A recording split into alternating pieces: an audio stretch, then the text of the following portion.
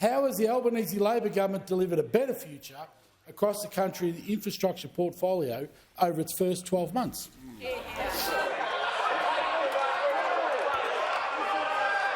Order. Members on my left will cease interjecting. There's going to be silence so I can hear the Minister for Infrastructure, Transport, Regional Development and Local Government.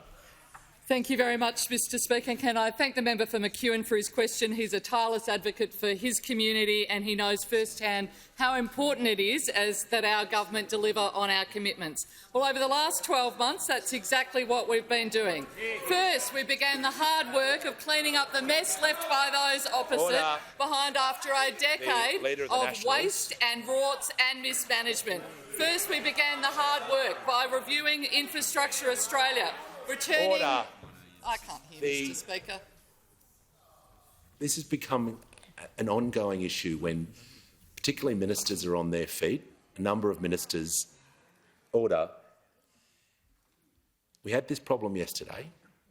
Just going to allow the minister to be heard in silence. Can't hear a word that she's saying. It's unacceptable. Give the call to the minister. Thank you very much, Mr Speaker. Well, of course, we've reviewed Infrastructure Australia, returning it to its rightful place as the Commonwealth's infrastructure advisor with the bill passing this House yesterday. We're fixing the major projects that will deliver a more resilient and prosperous future, starting with Inland Rail, a project where those opposite managed to build just over 16% of the 1,700-kilometre track, but still saw costs blow out by 559%.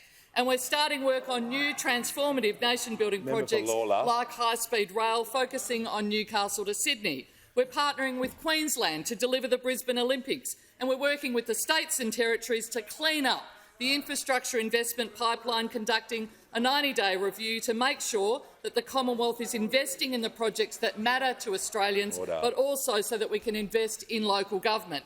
We've ended the regional wroughts that those opposite presided over. We've created new, transparent and equitable grants programs for the cities, suburbs and the regions. And thanks to these new programs, for the very first time, every local government area in the country will be eligible to apply for an open, competitive grants program to deliver much-needed community infrastructure and bring forward plans to improve precincts to transform their communities. We've invested an additional $250 million in local roads in regional, rural and peri-urban Australia, on top of the $50 million we allocated in February, and as well as the $1 billion we're rolling out through this budget to every single state and territory for road safety. That includes $270 million for road safety projects in New South Wales, $255 in Queensland and over $100 million in Victoria and Western Australia.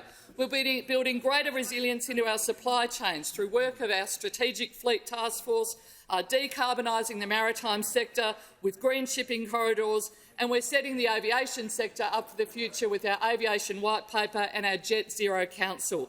And we're working on the largest scale projects like sealing the Tanami and the more than $3.5 billion I released just this week for the Metro to Western Sydney Airport, and smaller projects like the Senator Theresa Road, which I released $17 million for just today. We're getting on with the job of building infrastructure, delivering for our regions and our great cities right the way across the country.